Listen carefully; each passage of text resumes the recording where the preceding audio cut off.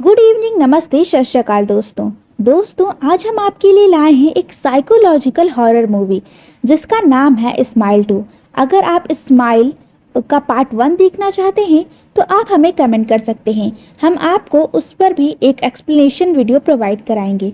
तो चलिए आज की कहानी को शुरू करते हैं। तो स्माइल 2 की कहानी की शुरुआत में हम एक जोयल नाम के लड़की को देखते हैं जो कि अपनी कार में बैठा हुआ था। अब जो जोयल था, जोयल की गर्लफ्रेंड थी जिसका नाम था रोज़, जो कि स्माइल के पार्ट 1 में खुद को मार ली थी और उसको मरते हुए जोयल ने देख लिया था। और चूँकि स्माइल 1 में हमें ये दिखाया गया था कि अगर कोई इंसान किसी कर्ज वाले व्यक्ति को मरता हुआ देख लेता है तो यह कर्ज उस पर आ जाता है। और जो जोयल था वो उसका एक्स था और रोज़ का करेंटली ही उसका कोई और बॉयफ्रेंड था। लेकिन मूवी के एंड तक यानी स्माइल मूवी के अंदर जोयल और रोज़ जो थे वो क्लोज आने लग गए थे। वैसे ये कर्ज कैसे फैलता है इस पर डिटेल में हम इस वीडियो पे बात ज़रूर करेंगे।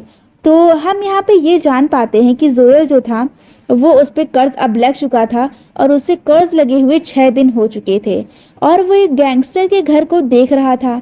जैसे ही वो उस घर के सामने एक कार को आते हुए देखता है, वो एक मास्क पहनकर हाथ में गन लिए उस गैंगस्टर के साथी को होस्टेज बना लेता है और उसे अंदर ले जाकर गैंगस्टर को डराने लगता है। जोयल उसके साथी को एक नाइफ से स्टैब करके मार डालता है और गैंगस्टर को कहता है कि उसको मरते हुए तुम देखो। लेकिन जोयल और उस बॉस के बीच फाइटिंग हो जाती है जिसमें वो आदमी भी मर जाता है। जोयल रोते हुए उससे कहता है कि नहीं, तुम नहीं मर सकते हो, तुम्हें तो ये सब देखना था। लेकिन बॉस अपना दम तोड़ देता है।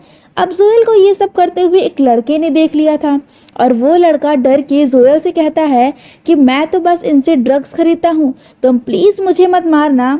जिस पर जोयल कहता है कि नहीं, मैं तुम्हें नहीं मारूंगा, लेकिन तुम मुझे माफ़ करना क्योंकि ऐसा लगता है कि यू वर मेंट टू से दिस। इतना कहकर वो घर के बाहर जाने लगता है। लेकिन तब तक बॉस के जो बाकी साथी थे वो वहाँ पर आ जाते हैं जिससे गोयल बचने की कोशिश करता है। सारे लोग उसे चेस करने लगते हैं लेकिन वो कैसे भी एक खिड़की खोल के वहाँ से भागने लगता है। और अब क्योंकि उसके पीछे से भारी फायरिंग हो रही थी, उसे बचने के लिए जैसे ही वो रोड क्रॉस करने जाता है, एक गाड़ी उसे कुचल देती है। तो क्या जोयल एक कर्ज से मरा था या फिर एक्सीडेंट से, ये हम आगे जानेंगे। अब अगले सीन में हम एक न्यूज़ इंटरव्यू देखते हैं जहां स्काई राइली नाम की एक सिंगर जो एक पॉप स्टार है उसका कम बैक इंटरव्यू हो रहा था। स्काई पिछले 1 साल से हॉस्पिटल में थी ड्यू इन एक्सीडेंट और आज वो बहुत दिनों के बाद अपने फैंस के सामने आई थी। अब हम जान पाते हैं कि इसी कार एक्सीडेंट में पॉल हडसन नाम के एक एक्टर की भी डेथ हो गई थी।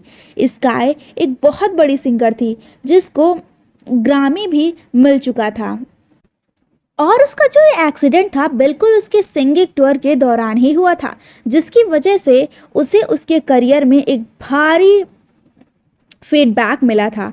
वो अपने फैंस को बताती है कि वो अपने करियर के चलते काफ़ी परेशान थी और वो हेल्प लेने की जगह लेना शुरू कर दी थी। इस वजह से उसकी मेंटल कंडीशन काफ़ी ख़राब हो गई थी and now she is genuinely sorry कि उसने अपने फैंस को निराश किया है। वो कहती है कि अब वो पूरी तरह से क्लीन है और यहाँ हम फ्लैशबैक में देखते हैं कि जहाँ स्काई अपने हाथों से अपने बालों को नोच रही थी, इंडिकेटिंग कि वो शायद किसी मेंटल इंस्टीट्यूट में भी हो सकती थी।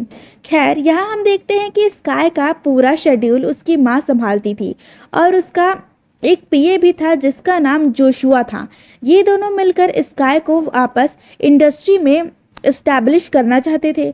अब 1 साल गायब रहने के बाद भी स्काई की फ़ैन फॉलोइंग कम नहीं हुई थी, बल्कि लोग अब भी उसके पीछे पागल थे। खैर, अगले सीन में स्काई अपना डांस रिहर्सल कर रही होती है और उसके बैक में बहुत ज़्यादा पेन होने लगता है। हम देखते हैं कि स्काई के बैक में एक स्टिच का मार्क था और उसके स्टमक में भी एक बड़ा सा कट था। शायद यह सब एक्सीडेंट के बाद ही हुआ था। इसके लिए वो एक पिल्स भी लेती थी जिसके बारे में वो किसी को बताना नहीं चाहती थी।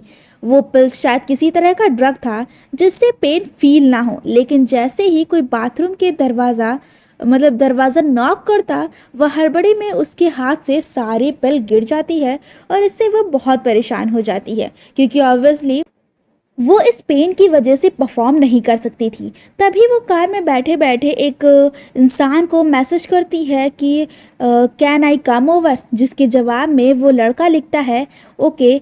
उस रात स्काई सीधे उस आदमी से मिलने जाती है जिसको उसने मैसेज किया था और उसके दरवाज़ा खोलते ही वो लड़का गुस्से से तिलमिलाया हुआ उसे अंदर खींच लेता है और उसके गर्दन पे एक स्वाड रख देता है। स्काई इससे परेशान हो जाती है और पूछती है कि तुम ठीक तो हो, because you said I can come over. हम जान पाते हैं कि ये वही लड़का है जिसको जोयल ने छोड़ दिया था और उसका नाम लुइस फैग्रोली था। स्काई यहाँ उससे ही पिल्स लेने आई थी, लेकिन लुइस को तो याद ही नहीं था कि उसने कब उसे आने को बोला था। हम क्लियरली देख पाते हैं कि लुइस की भी जो मेंटल हेल्थ है वो कुछ ठीक नहीं है और लुइस ने ड्रग्स भी ले रखी थी। अब स्काई उसके रूम में बैठती है और वो अंदर पिल्स लेने चला जाता है। वहीं टीवी पे स्काई एंड पॉल की बातें हो रही थी कि दोनों के एक्सीडेंट के दिन वो नशे में थी, जिससे तंग आकर स्काई टीवी ऑफ कर देती है। वैसे इस एक्सीडेंट के बारे में और भी बातें हम आगे की कहानी में सुनेंगे। खैर यहाँ बहुत टाइम तक लुइस बाहर नहीं आता है और ऐसे में स्काई उसे पुकारती है एंड देन अंधेरे कमरे में लुइस एकदम से भागते हुए आता है और वो बहुत डरा हुआ था। ऐसा लग रहा था कि कोई उसके पीछे पड़ा है और वो सामने एक एंटिटी को भी देख पा रहा था जिसे स्काई तो नहीं देख पाती है। तभी उसी बीच जो लुइस है वो अपने आप को ही चोक करने लगता है और अजीब तरह से स्माइल भी करता है। अब जो स्काई है वो लुइस के बिहेवियर को समझ नहीं पा रही थी और वो इससे डर के पीछे चली जाती है कि तभी जो लुइस है वो एक बेंच प्रेस से अपने फेस को मार मार कर तोड़ देता है और लुइस वहीं पर मर जाता है। और ये सब देखकर जो स्काई है वो बहुत डर जाती है और वो जो पिल्स वहाँ पर लेने आई थी वो उसे खोज कर वहाँ से भाग जाती है। वो पुलिस को इसलिए कॉल नहीं करती है कि कहीं पुलिस उसे पर शक ना कर दें। वो भी यहाँ ड्रग्स लेने के लिए ही आई थी क्योंकि लिस के घर पे ड्रग्स रखे हुए थे। अब स्काई अपने घर वापस आ जाती है और इस हादसे को भूल जाने का डिसाइड करती है। वो अपने बेड पे सो जाती है, लेकिन तभी उसे अपने बेड के पास लुइस खड़ा दिखता है, जो कि ऑफ कोर्स जो लुइस था वो अब मर चुका था। इनफैक्ट स्काई पूरी रात जो स्काई की पूरी रात थी वो ऐसे ही निकल जाती है। अब अगले दिन मेकअप रूप में स्काई की माँ उससे पूछती हैं कि तुम ठीक तो हो ना, और इस पर स्काई काम के स्ट्रेस का बहाना दे देती है। यहाँ स्काई की माँ उसे जेमा से बात करने को कहती है, जो कि उसकी बेस्ट फ्रेंड थी, पर शायद अब दोनों में बातचीत नहीं होती थी।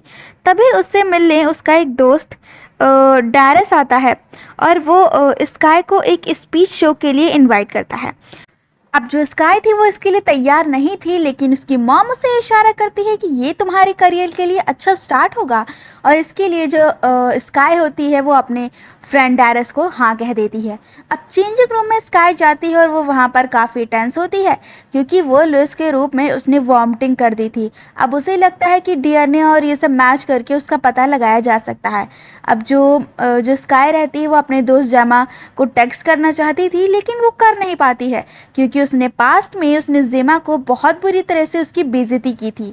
तभी उसे एक अननोन आदमी जो होता है वो टेक्स्ट करता है कि क्या तुम कल रात को लुइस के अपार्टमेंट में थी। इससे वो बहुत डर जाती है और तभी उसे एक मिरर रिफ्लेक्शन में अपने पीछे लुइस दिखता है, लेकिन असलियत में वहाँ तो कोई था भी नहीं, यानी कि कर्ज अब शायद शुरू हो चुका है। इनफैक्ट लुइस तो उसके चेहरे को स्माइल करा रहा था, जिससे वो बहुत ज़्यादा डर जाती है और चीख उठती है। स्काई की चीखने की आवाज़ सुन के उसकी टीम वहाँ पे आती है और स्काई यहाँ एक स्पाइडर का बहाना दे देती है। फिर इसके बाद हम देखते हैं कि वो अपने कॉस्ट्यूम को पहन नहीं पा रही थी क्योंकि इसमें उसका जो स्टमक था, जो कट मार्क था, वो विजिबल होता है और ऐसे में स्टेज पे वो परफॉर्म नहीं कर सकती थी। अब हालांकि स्काई यहाँ डांस प्रैक्टिस कर रही थी, लेकिन अभी उसके दिमाग में काफ़ी कुछ चल रहा था।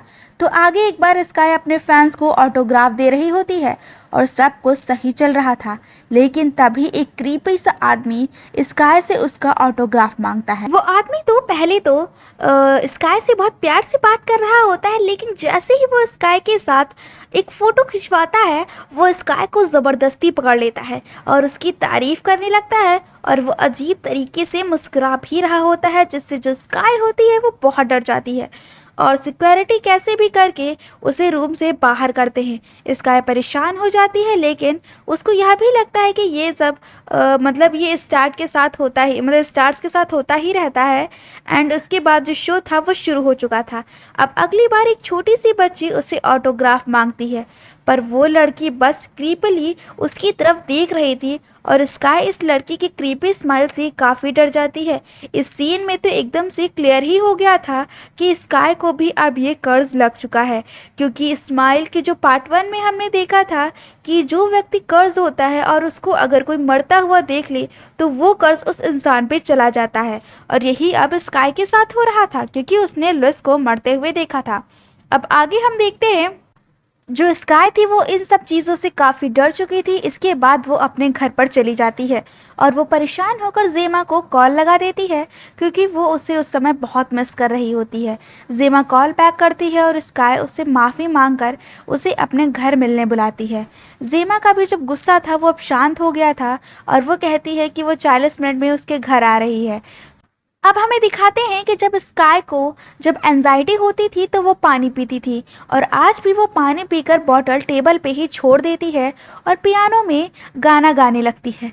तभी उसे अपनी बॉटल के नीचे गिरने की आवाज़ आती है, जिससे वो डर जाती है और वो टूटे ग्लास को साफ करने ही लगती है कि तभी उसे फ्लोर पे उसी क्रीपी फैन का टी शर्ट मिलता है जिसको उसने साइन किया था। वो आगे बढ़ती है तो देखती है कि उस आदमी की सारी चीज़ें लाइक शूज़, ट्राउज़र्स एंड जो भी अंडरवेयर ज़मीन पे पड़ा हुआ था। तभी लाइट्स ऑफ हो जाती हैं और कोई उसका पीछा करता है। स्काई डर के भागती है और दरवाज़ा खोलती है कि तभी उसे वहाँ जेमा खड़ी मिलती है। स्काई उससे पूछती है कि तुम इतनी जल्दी कैसे आ गई, जिस पर जेमा कहती है कि तुमने मुझे 1 घंटा पहले कॉल किया था, क्या तुम भूल गई। और स्काई भी के देखती है कि उसके घर पे तो सब कुछ ठीक था, इनफैक्ट बॉटल भी नहीं टूटी थी। इससे वो परेशान हो जाती है और सोचती है कि शायद सब कुछ जो ये सब चीज़ें थी वो शायद उसने इतने ड्रग्स ले चुके थे इसकी वजह से था। इसके बाद हम देखते हैं कि वो दोनों पैचअप कर लेते हैं और स्काई उसे घर रुकने को कहती है, जिस पर जेमा भी मान जाती है। अब जेमा उसे आइडिया देती है कि तुम लुइस के बारे में पुलिस को कुछ मत बताना, क्योंकि ये तुम्हारे करियर के लिए ख़तरनाक हो सकता है, और ऐसे में लुइस ने खुद की जान ली है तो तुम्हारी उसमें कोई गलती नहीं है। अब रात के वक्त स्काई को एक डरावना सपना आता है जिसमें वो अजीब तरीके से रो रही थी, और वो ये वही एक्सीडेंट वाला सीन था। स्काई इससे डर के जग जाती है और जेमा को कहती है कि मेरे दिमाग में सब कुछ मिक्सअप हो चुका था। वो कहती है कि मुझे जो कुछ भी पसंद होता है वो मेरे ही हाथों बर्बाद हो जाता है। उसके दिमाग में एक शोर सा है जो वो बंद करना चाहती है, लेकिन उसे मालूम नहीं है कि वो इसे कैसे बंद करे। बेसिकली उसकी बातों से हमें पता लगता है कि स्काई बहुत ज़्यादा लोनली थी और अपनी लाइफ में उसे होपलेस फील होने लग गया था। तभी जेमा उससे कुछ कहती है और क्रीपली स्माइल करती है, और उसकी स्माइल बहुत डरावनी थी, जिससे स्काई डर के अपने बिस्तर से नीचे गिर जाती है। लेकिन तभी हम देखते हैं कि सुबह हो गई थी, एंड उसके बाद हम देखते हैं कि जो जेमा जो उसके बगल में थी वो वहाँ पर थी ही नहीं, शायद वो उसके लिए कॉफ़ी बनाने गई थी। स्काई परेशान हो जाती है और अब वो उसे लेट भी हो रहा था अपनी रिहर्सल के लिए, और इसलिए वो ज़्यादा कुछ बिना सोचे वहाँ से निकल जाती है। स्काई जेमा को अपने साथ टूर पर ले जाना चाहती थी, लेकिन जेमा कहती है कि उसे सोचना पड़ेगा और वो स्काई के साथ नहीं आती है। अब रिहर्सल के दौरान स्काई बैक स्टेज अपने परफॉर्मेंस के लिए तैयार होती है और स्टेज पे ड्रेस जो थी वो अपनी रिहर्सल कर रही होती है डांस की।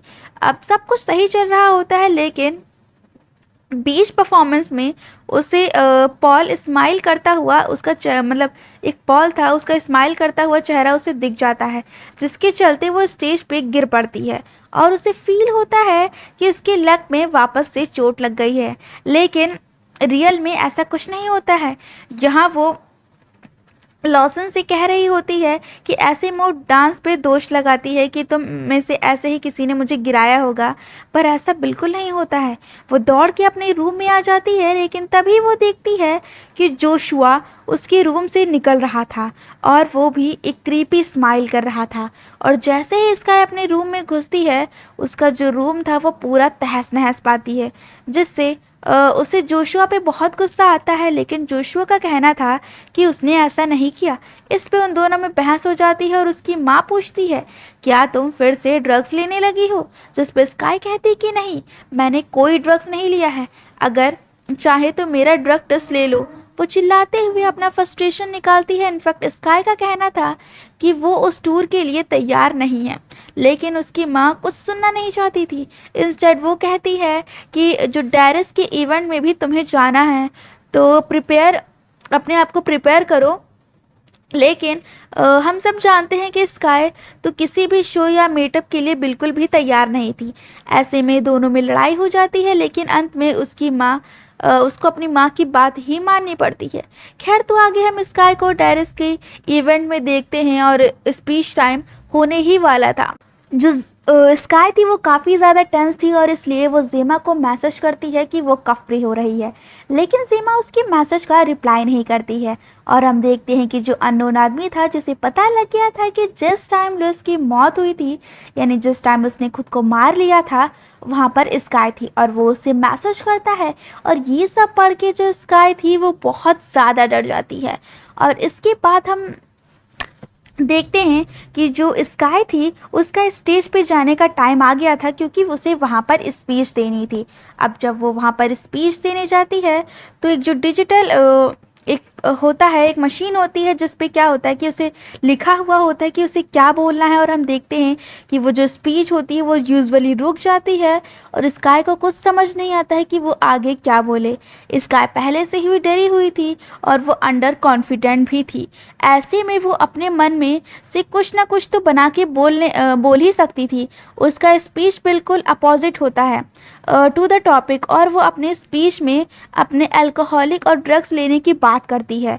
और तो वो और अपने मुश्किल भरे लाइफ के बारे में बताती है और लोगों को लगता है कि ये सक्सेस आने से एकदम से सब कुछ ठीक हो जाएगा, जबकि ऐसा नहीं है। आपके अंदर के टूटे हुए आदमी का कोई सक्सेस या फेम या पैसा भरपाई नहीं कर पाएगा। फिर अचानक स्क्रीन चलने लगता है और एंड में वो कहती है कि मैं अपने स्पीच के बाद पॉल हेडसन को स्टेज पे इनवाइट करती हूँ, जो कि पॉसिबल ही नहीं था और सारे लोग उसे नाखुश हो जाते हैं। तभी स्काई पॉल को ऑडियंस में बैठा हुआ स्माइल करता हुआ हम देख पाते हैं। और इसके बाद ये जो आज की जो एक्सप्लेनेशन है वो यहीं पर ख़त्म होती है। इसके आगे की स्टोरी हम आपको अगले वीडियो में बताएंगे। और अगर आपको ये वीडियो पसंद आई हो तो वीडियो को लाइक, शेयर और सब्सक्राइब ज़रूर करें। और अगर आप इसकी कहानी आगे जानना चाहते हैं तो हमें कमेंट में इसका पार्ट 2 लिखकर हमें कमेंट ज़रूर करें।